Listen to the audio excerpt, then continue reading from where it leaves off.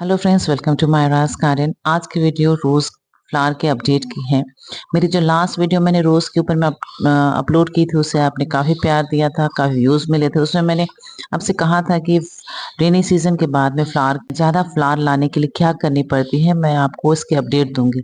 लेकिन video upload करने में थोड़ी सी लेट हो गई क्योंकि मेरे घर में रेनोवेशन के काम चल रहे थे। तो ये वीडियो उसी की अपडेट है कि रेनी सीजन के बाद में ऐसे क्या काम करने चाहिए जिससे कि विंटर में फ्लावर की साइजेस और फ्लावर की क्वांटिटी क्वालिटी दोनों ही बढ़ सके। तो इस वीडियो में अंत तक बने रहे जिससे कि आपको रोज के संबंधी आपको अच्छी नॉलेज मिल सके, जिससे कि आप विंटर में अच्छी फ्लावर ले सके। तो आज की वीडियो उसी के ऊपर है जो कि खास काम करनी होती है। रेनी सीजन जैसे ही खत्म होती है, विंटर की तरफ हम जाते हैं, उस समय रोज के प्लांट के साथ में खास काम करनी पड़ती है, जैसे कि रोज के प्लांट में फिर से नई जान आ जाए और इसके फ्लावर में बढ़ोतरी होती है। तो चलिए वीडियो को स्टार्ट करते हैं। जैसे ही रेनी सीजन खत्म हो गई है, अब देखिए मेरे जितनी भी रोज की प्लांट है वो झाड़ीनुमा से हो गए हैं, पूरे जंगल से हो गए हैं। बारिश में क्या होती है, बहुत से प्लांट मर भी जाते हैं और जो प्लांट जिंदे रहते हैं उनकी साइजेस इस तरह से बड़ी हो जाती है। तो ये समय विंटर की तैयारी है क्योंकि रेनी सीजन खत्म हो गई है। विंटर में अच्छी फ्लावरिंग पाने के लिए इन जितने भी प्लांट हैं, जितने बड़े बड़े से साइजेस हो गए हैं, इन सब की डीप प्रूनिंग करनी है। आप जितने भी साइजेस हाइट ले सकते हैं, नीचे से नीचे आप कट कर दीजिए। कट करते समय सावधानी बहुत जरूरी है क्योंकि कांटेनुमा प्लांट होते हैं, कांटे लग सकते हैं। क्योंकि इसकी साइज इतनी लंबी है तो मैं पहले ऊपर की टहनियों को काटते हुए फिर नीचे की तरफ आऊंगी, क्योंकि अगर हम नीचे से कट कट करते हैं तो उसमें एक डर क्या होता है कि ये टहनियों को आप एक बार ही अगर लंबी टहनियां हो और आप एक ही बार नीचे से कट कर देंगे तो ये आपके ऊपर में गिरने के चांसेस बने हुए रहते हैं। ऊपर से कट करते हुए हम नीचे की तरफ आएंगे।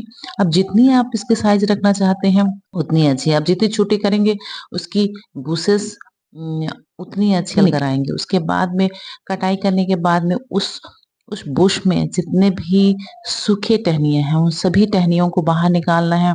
प्लांट की पूरी छटाई करनी है, वहां आपको एक भी डेड सूखी टहनियाँ नहीं छोड़नी है ताकि इसमें फिर से एक नई जान आ सके। तो इस तरह करके मैंने जितनी भी मेरी रोज की प्लांट थी उन सब की डीप प्रूनिंग की। आप जितनी हाइट देख रखना चाहते हैं, क्योंकि आप जितने नीचे से रखेंगे उसकी नई ब्रांचेस उतने से आएंगी और वो और ज्यादा बुशी होंगे। तो इस तरह कट करते समय हमें बहुत सारे सूखी टहनियां मिलती हैं। जैसे ये देखिए, ये मोटी है पर नीचे से सूखी, इसे वहां से हमको निकाल देना है जहां से कि ये सूखी हुई है। तो इस तरह से सूखी टहनियां रहती हैं तो दूसरी टहनियों के लिए भी खतरा बना हुआ रहता है। इसलिए पूरी तरह से टहनियों की छटाई करके पूरी तरह से सफाई करनी है। उसके बाद में ये जो प्लांट के चारों ओर से जितनी भी मिट्टी है उसको निकाल देना है और उसका मेन रूट तक पहुंचना है। जब इसके रूट निकल दिखने लगे तो इसे छोड़ देना है। उसके बाद में इसमें आप सरसों की खली, गोबर की खाद, डीएपी, अगर रासायनिक खाद आप नहीं देना चाहते हैं, ऑर्गेनिक खाद ही रखना चाहते हैं, वो भी देकर आप इसे पूरे जितने भी गड्ढे हैं उसको भर देना है। मेरे एक ही गड्ढे कम से कम 15 से 20 इंच का रहा होगा, तो ये सारे में मैंने गोबर की खाद, सरसों की खली और डीएपी देकर भर दिया। इसके साथ अगर आप रोज की खाद में कुछ देना चाहते हैं फिर दे सकते हैं। इसके बाद की अपडेट है, देखिए उसके बाद में कितने सुंदर से ये नए पत्ते निकलना शुरू हो गए हैं। सभी टहनियों में कलियां भी बनी हुई हैं, सभी में बर्ड्स हैं। तो इस तरह ये नई जान लेकर फिर से होती हैं, तैयार हो जाती हैं खिलने के लिए। तो ये विंटर की तैयारी है। उसके बाद में बहुत अच्छे फ्लावर इसमें बनते हैं। जब इस तरह के पत्ते आते हैं उसमें और एक खास काम करने की क्या है, आपको फंगीसाइड का इस्तेमाल करना है। अगर पेस्टिसाइड भी दे सकते हैं, क्योंकि नई पत्तियां जब आती हैं तो इसे खाने के लिए कीड़े भी आकर्षित होते हैं, क्योंकि ये उनके लिए अच्छी आहार बनती है। तो इसीलिए इस समय आप अगर कीटनाशक या फंगीसाइड इस्तेमाल करेंगे तो साइजेस बने रहेंगे।